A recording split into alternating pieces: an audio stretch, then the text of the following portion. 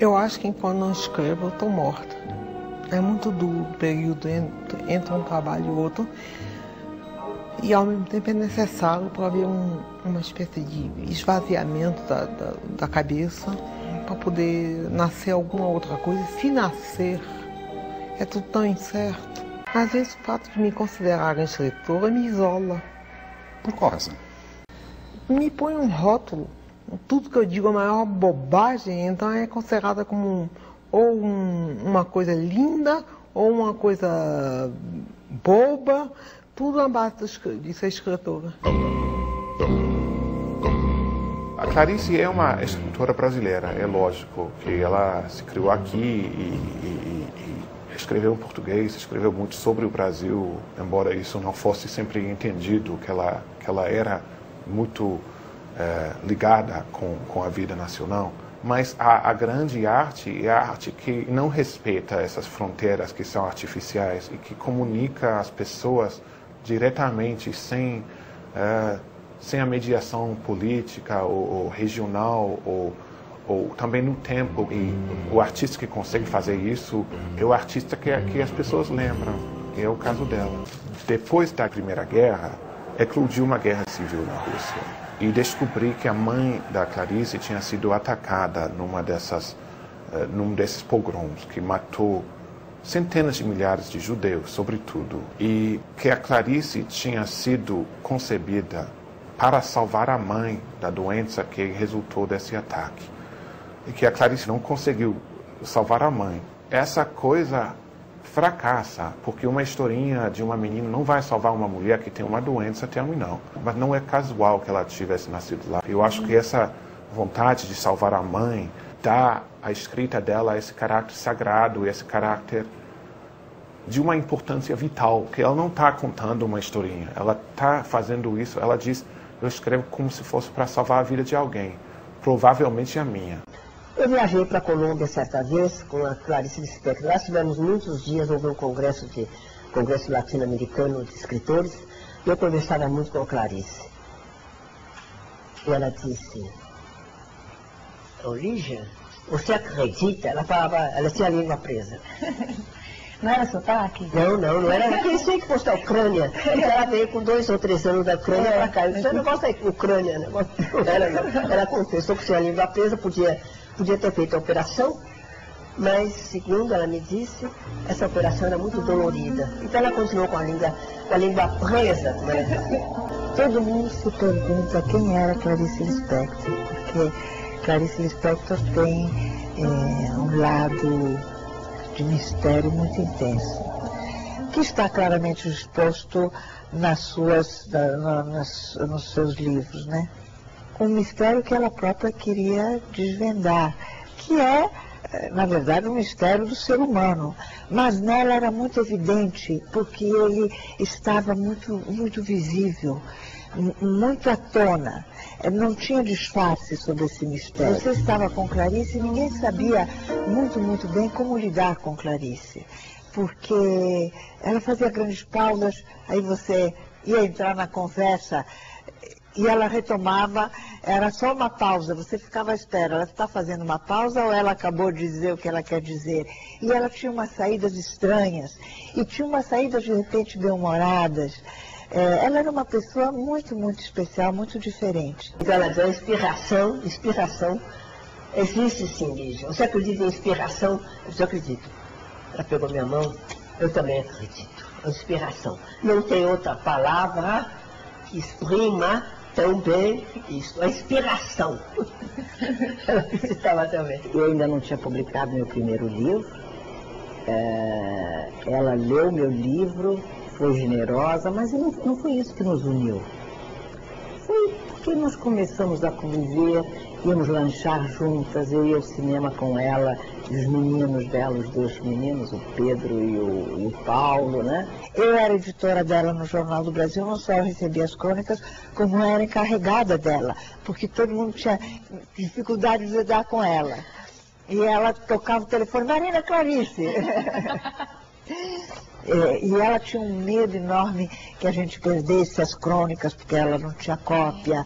Naquela época não era computador e ela já tinha queimado as mãos, então ela tinha muita dificuldade de botar o carbono, fazer trabalho com carbono que ficava tudo troncho, então ela não usava. E aí ela sempre me pedia maior cuidado com as crônicas. Imagina se eu não tinha. Chegava a crônica dela, a gente copiava, maior cuidado. Posso contar uma coisa engraçada que aconteceu? Claro. Nós estávamos no avião e o avião estava, as nuvens, o avião virava para cá, o piloto avisando, apertem seus cintos e tal. Eu, gelada, eu não gosto de avião, viu?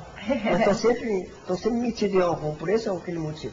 E eu então, aí a Clarice estava no banco ao lado, levantou, sentou do meu lado e disse: Lígia, não tenha medo.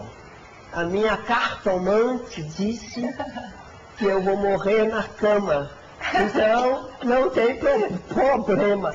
Já, então o avião podia voltar. Que ótimo. Vou morrer na cama. Quando ela faleceu, à direita estava a Olga Dorelli, segurando sua mão direita, e eu sua mão esquerda. Ela entra, enfim, num estágio já terminal, e nós duas grandes amigas de Clarice, as duas irmãs, o filho Paulo e sua mulher, Ilana, todos nós juntos nos despedimos dela. Depois do incêndio, ela sumiu fisicamente, ficou muito frágil, ela precisava sempre de alguém, a gente tinha medo que ela caísse numa escada, mas ela é uma luz na literatura brasileira, é uma coisa, uma intensidade, e é muito interessante porque as pessoas se apaixonam por Clarice de uma forma, na maioria das vezes, irracional. São possuídos por Clarice. Ela se considerava russa ou ela era mais brasileira? Ela dizia sempre que era brasileira, e pronto. Ela ainda fala assim numa entrevista, e pronto.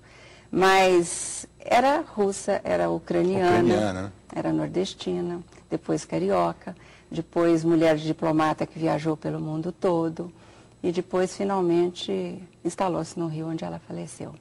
Há uma marca muito brasileira da Clarice, muito, acentuadamente brasileira. Ela soube compreender muitos problemas do Brasil, os do Nordeste, né? Sobretudo, e que aparecem em A Hora da Estrela, por exemplo. Mas sobre compreender também, eu acho que o ser humano em geral, porque viajou muito, teve muita experiência também em outros países. A gente vê nessa entrevista, a gente nota o sotaque dela, um sotaque muito específico ali, porque ela tem um pouquinho, ela puxa um pouco no R, ela puxa um pouco no sotaque nordestino. Qual que é o sotaque? Que já foi ouvido e interpretado de várias maneiras. É uma coisa curiosa esse detalhe do sotaque. Alguns achavam que era sotaque, né, de alguma língua estrangeira que ela poderia ter falado antes. Parecia. Mas era língua presa. Ela tinha um defeito de dicção por causa de um defeito físico que era a língua presa. E ela, certa vez, afirmou que não operou porque achava que ia ser muito dolorida essa operação. Por outro lado, tem um sotaque de nordestina também, se você reparar bem. Ela puxa um pouquinho, parece até um gringo falando com sotaque nordestina. Tem os dois.